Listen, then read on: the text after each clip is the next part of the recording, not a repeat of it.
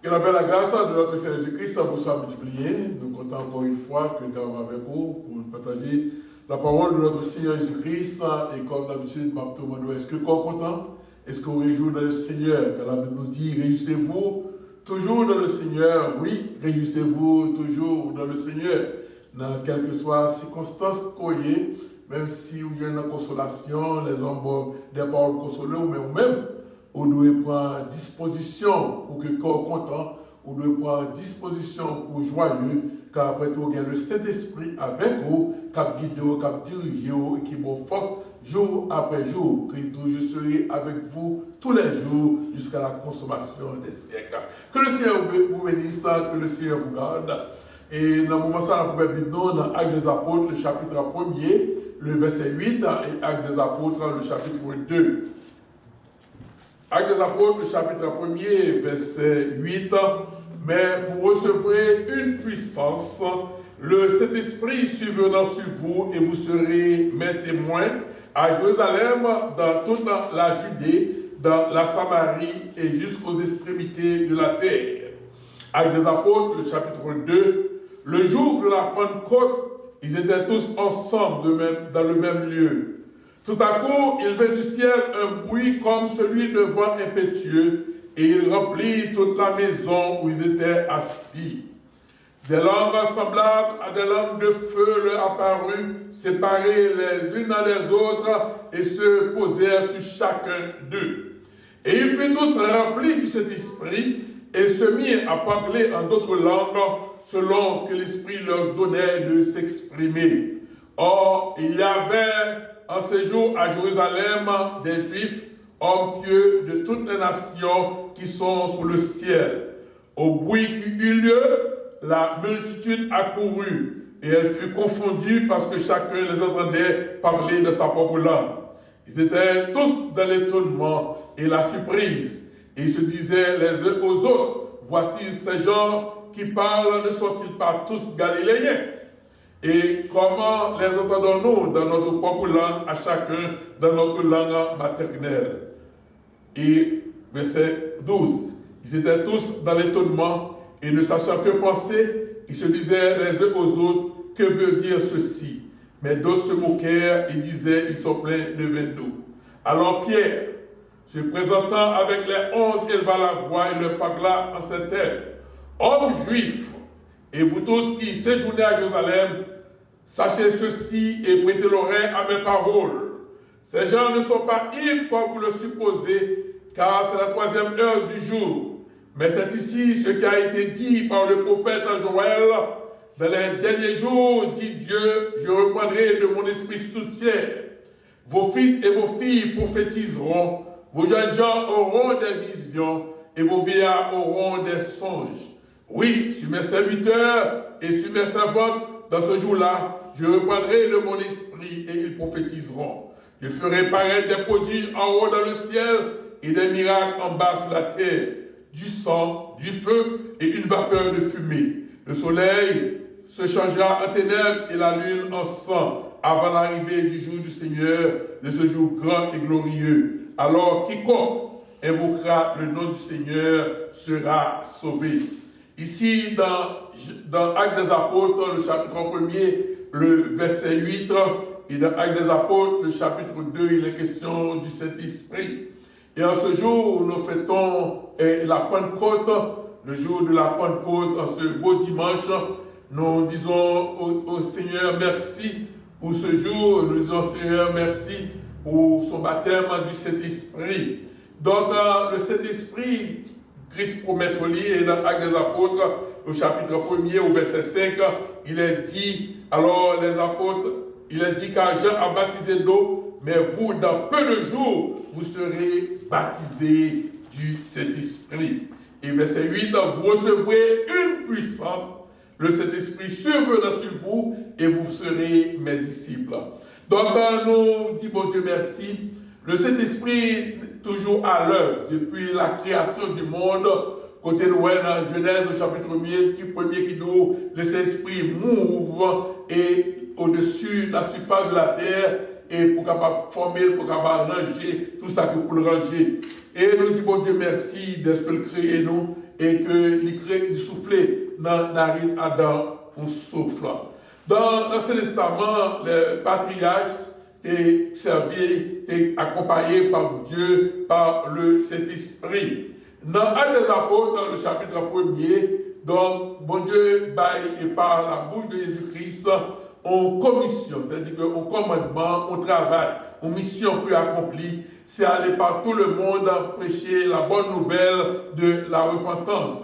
Donc, on a une obligation en tant que chrétien. Et encore, nous-mêmes, je dis, nous, en tant que chrétiens, nous avons une obligation pour nous faire les autres connaître que dans Jésus, il y a la vie, dans Jésus, il y a le pardon des péchés, dans Jésus, il y a une soupe de vie, dans Jésus, nous sommes capables de tout ça que nous désirons, tout ça que la Bible promet nous. Et le Saint-Esprit dans la vie, nous, il concerne une personne, il concerne un mouvement et il concerne aussi un programme. Donc, c'est une personne, c'est une puissance et c'est un programme. Donc, le jour de la Pentecôte, le Saint-Esprit descend et miracle ça, l'arrivée dans le moment que les Juifs a fêté. Donc, au fait que les Pentecôtes. Donc, selon le judaïsme, la religion du judaïsme, Pentecôte qui a fêté, il était accordé pour selon Lévitique 23, verset 15 et 16, et en fait que était célébré après le 7e sabbat. Ils ont célébré et il tombait 50 jours après la Pâque. Donc, il est toujours célébré et le Saint-Esprit de Dieu choisit à ce moment-là pour que l'Esprit de Dieu descende le jour de la Pentecôte. Donc, pour les Juifs de la région judaïque, donc pour Juifs, c'est le jour que bon Dieu te bat la loi. C'est le jour que bon Dieu te bat les 10 commandements. Mais pour nous-mêmes, chrétiens, la Pentecôte, c'est le jour que le Saint-Esprit descend. C'est le jour que le Saint-Esprit vient sur les chrétiens et capable de dire c'est la naissance de l'Église. La naissance de l'édifice de Dieu en tant qu'Église et qui forme une communauté de chrétiens et c'est nous-mêmes qui l'Église. Donc pour les Juifs, c'était la loi, pour nous-mêmes, c'est la descente du Saint-Esprit. Et en temps longtemps, le Saint-Esprit était avec les anciens, les patriarches, étaient mouvés selon la puissance du Saint-Esprit, étaient marchés selon Dieu. Dans Exode 31, versets 2 et 3, nous voyons que la Bible nous dit « Je l'ai rempli de l'Esprit de Dieu, de sagesse et d'intelligence. » Le Saint-Esprit était avec Josué, selon Deutéronome 34, verset 9, il était rempli de l'Esprit de sagesse, car Moïse avait posé ses mains sur lui. Et encore, Gédéon, qui était timide, qui t'a pressé raisin pour faire vin. Donc, quand Dieu parle avec lui, la Bible nous dit, Gédéon fut revêtu de l'Esprit de l'Éternel. Il sonne de la trompette et un désert fut convoqué pour marcher à sa suite. Et David, et dans 2 Samuel 23, verset 2, il nous l'Esprit de l'Éternel parle par moi, car convoqué parle par moi et sa parole est sur ma langue. Donc David dit que s'il a parlé par moi-même et parole est sous langue moi. Donc nous ne sommes pas capables de vivre sans le Saint-Esprit. Nous ne sommes pas capables de marcher sans le Saint-Esprit. Nous ne sommes pas capables réellement porter un message pour Dieu sans le Saint-Esprit. Et pas capables de faire connaître la puissance de Dieu sans le Saint-Esprit, car le Saint-Esprit c'est la puissance que mon Dieu te promet par Jésus-Christ à apôtre, vous recevrez une puissance. Et de nos jours encore, puissance là.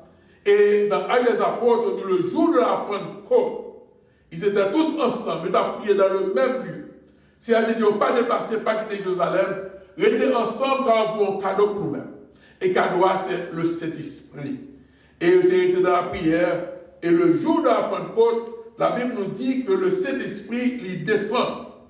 Et Jésus dit ça bien depuis dans Matthieu 3, verset 11. Donc il dit, moi, je baptise, dit, moi, je baptise nous de l'eau. Mais bon monde qui a fini, en parlant de Jésus-Christ, il va baptiser nous de l'Esprit Saint et de feu. Donc il est prophétisé par Jean-Baptiste que nous va baptiser de l'Esprit Saint et de feu. Donc dans l'Acte des Apôtres chapitre 1er, nous écrit dire ça avant que nous montions aller dans le ciel là. il dit jusqu'à présent, avant que je m'enlève, je fais une promesse que je vais le Saint-Esprit. Donc, dans ça que le Saint-Esprit fait dans la vie aux chrétiens. Nous-mêmes qui avons marché sous la puissance du Saint-Esprit, nous-mêmes qui avons vivre dans la puissance de mon Dieu. Il y a une bagaille tout dit en passant que les chrétiens nous comprennent. Valeur, le Saint-Esprit dans la vie. Ça, le Saint-Esprit fait dans la vie. En pile, les chrétiens vivent dans le doute. Ils vivent dans la crainte. Ils ont peur du lendemain. Mais lorsqu'on est le Saint-Esprit, lorsqu'on prend une promesse de bon Dieu, ou qu'on est réellement qu'on a une puissance quand même. C'est pourquoi le chrétien il vit par la foi. La foi, ce n'est pas seulement demander au Seigneur là, mais la foi particulièrement, le plus important, c'est quoi de la rédemption. C'est quoi que Christ racheté, il avait péché, il faut devenir enfant de Dieu. La foi réellement, c'est quoi dans ça que Christ dit, dans ça que parole, mon Dieu dit. C'est pourquoi nous ne pas promener des regards inquiets. Trop de chrétiens de nos jours à promener des regards inquiets. Ils ont peur pour eux rien, ils ont peur toute menace, ils ont peur tout vent qui soufflait, parce qu'ils n'ont pas qu'à reconnaître par la foi qu'ils ont puissance. Et Christ dit à Dieu, par puissance ça, nous allons marcher sous scorpion. Nous allons marcher sur la puissance du malin. Ça veut dire que Christ va nous pouvoir sur le malin. Et encore, aujourd'hui, nous, en pile chrétiens, appelés parler de malheur, et parler de choses que, par contre, rien là-dedans, mais seulement pour eux, rien, et toujours penser diable racial, penser ceci, alors que Christ, bon, une puissance, qui sont faits avec lui. Est-ce qu'on comprend lui? Par la foi où nous croyons dans la promesse de mon Dieu, vous recevrez une puissance. Amen. Et la puissance ça avec vous, ou pas capable peur rien. Il y a des chrétiens qui me disent qu'il y a la foi, mais la foi vient de ce que l'on entend. Et ce que l'on entend vient de la parole de Dieu. Je vais couper dans deux parties pour moi. La foi vient de ce que l'on entend. Qui sont entendus? Et bien, tout le temps, des paroles de mon Dieu et que le pénétrer dans nous-mêmes. Même pour une blague. Il faut l'écrire tout le temps, souvent. Combien de chrétiens qui ont marché la nuit, ils sont en veille de nuit, les font chanter sans bâton, ma case tête diable là, sans bâton. Et là, passé mon cimetière, et puis mon petit vent qui soufflait dans le pied bois, ils m'ont dit son drôle et chrétien pourri. Les mêmes devant le prennent, dit les derniers mauvais, je vais manquer de bien. Celui qui repose sur la route, repose à l'homme. Non, il faut tard. Pour qui ça concourir? La foi vient de ce que l'on entend. C'est pourquoi l'apôtre Paul nous nourrit de son, nourrit de la parole de Dieu. Promettre mon Dieu doit toujours dans la mémoire, toujours dans le cerveau. Que l'air vent souffler, on le dit c'est esprit malin.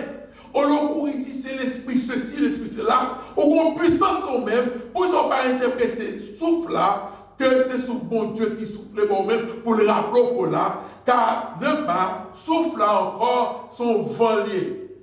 Donc il soufflait. Vous avez c'est bon Dieu qui souffle l'esprit, bon côté où. Vous voyez, vous faites courir. Sous mon bagage, comme mon pied, mon côté électrique. De mon dit tout pour nous trouver mauvais bagage dans le cafou. Sous ça, nous présente bon côté où, ou courir peur ou affoler. Alors que bien souvent, on dit l'ange de l'Éternel, comme autour de ceux qui le craignent et les arrache au danger. Mais normalement, ça ne va pas penser à l'ange de l'Éternel. C'est pour vous courir. Pour qui ça nous toujours est mal, la foi vient de ce que l'on entend. Mais malheureusement, trois chrétiens tendaient blagues loup-garou. Et là, pour remplir la blague loup-garou, là où situation présentée, oubliez parole, mon Dieu, parce que la foi vient de ce que l'on entend. Si la foi nourrit de la parole de Dieu, en majorité, pas de autre chose, le moment présenté au campé. Les disciples présentés au campé, quand ils sont écrits d'où je ne vous laisse pas orphelin. N'importe ça qui vont connaître que Christ avait, il ne pas délaisser au puissance quand même. Et de ce que l'on entend, si on entend des trois blagues, drôles, et bien souvent nous vérifions des choses que nous pas même connaissons, même que nous pas même vérifier. N'importe ça raconter nous de la puissance des ténèbres. N'importe ça dit nous dans notre camp, nous courir répondre et le répéter dans l'église. Alors que la parole de Dieu leur dit, il y a plein de monde douter. Vous recevrez une puissance. La vie de chrétien est basée sur le Saint-Esprit. Sans le Saint-Esprit, vous n'êtes pas capable réellement de force. Et si vous n'êtes pas confié dans la parole de bon Dieu, si vous ne pas rappelé la parole de bon Dieu, vous avez un pile problème lorsque le mauvais temps est présenté. Lorsque vous paraît devant, il faut qu'on songe, qu'on promesse, c'est la force. Vous recevrez une puissance. Et le jour de la Pentecôte, puissance à descendre. Dans Jean 7, verset 37 à 39, dans Jean 7, verset 37 à 39,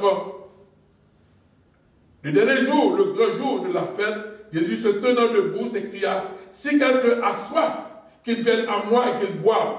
Celui qui croit en moi, des fleuves d'eau vive couleront en son sein, comme dit l'Écriture. Il dit cela de l'Esprit que devaient recevoir ceux qui croiraient en lui. Car l'Esprit n'était pas encore, parce que Jésus n'avait pas encore été glorifié. Donc le jour de cet esprit, bon, Christ ressuscité, donc c'était une merveille, et Christ glorifié, il voyait le Saint-Esprit pour nous-mêmes. Donc c'est ça que les chrétiens doivent croire. Et dans Jean 14, verset 15 à 18, dans Jean 14, verset 15 à 18, encore autre chose que le Seigneur a dit nous, Jean 14, verset 15 à 18. Si vous m'aimez, gardez mes commandements. Et moi, je prierai le Père, et il vous donnera un autre consolateur, afin qu'il demeure éternellement avec vous. Il dit avec vous l'esprit de vérité que le monde ne peut recevoir, parce qu'il ne le voit point et ne le connaît point. Mais vous le connaissez, car il demeure avec vous et il sera en vous. Je ne vous laisse pas orphelin, je viendrai à vous. Qui nous met pas des orphelins, finalement, le monde bagage se va nous-mêmes qui chrétiens. Le Saint-Esprit va avec vous, il va là nous-mêmes. Est-ce qu'on croit ça tout le monde frère? Que le Saint-Esprit nous-mêmes, c'est conseiller au lié. Il va prier le Père pour même vous le voyez, pour même le consolateur. Donc, pour le capable bon côté, pour le capable réellement et parler pour nous-mêmes, pour le capable. Et la Bible nous dit que le Saint-Esprit interprète même prière que nous mal fait. Il interprète pour nous-mêmes. Il traduit devant mon Dieu. Car il y a des choses nous ne savons pas comment pour l'exprimer. Et le Saint-Esprit est capable de traduire pour l'éternel. Même pour soupir qu'on fait, il y a une douleur, il y a une souffrance. Et il est là pour consoler, et là pour parler pour nous-mêmes. Et dans Jean 16, verset 7, dans Jean 16, verset 7, cependant, je vous dis la vérité. Il vous est avantageux que je m'en aille. Car si je ne m'en vais pas, le consolateur ne viendra pas vers vous. Mais je m'en vais, je vous l'enverrai. Donc, pour aller et m'avouer pour même le Saint-Esprit. Chrétien, la puissance de Dieu pour même. La puissance de Dieu qui dans la vie, libre et d'eau, libre préparé. Sous prenons par la foi, pour garder le travail, c'est à faire nous-mêmes. Ou à suspendre crier. Je ne vais pas dire que je ne vais pas courir dans l'assemblée.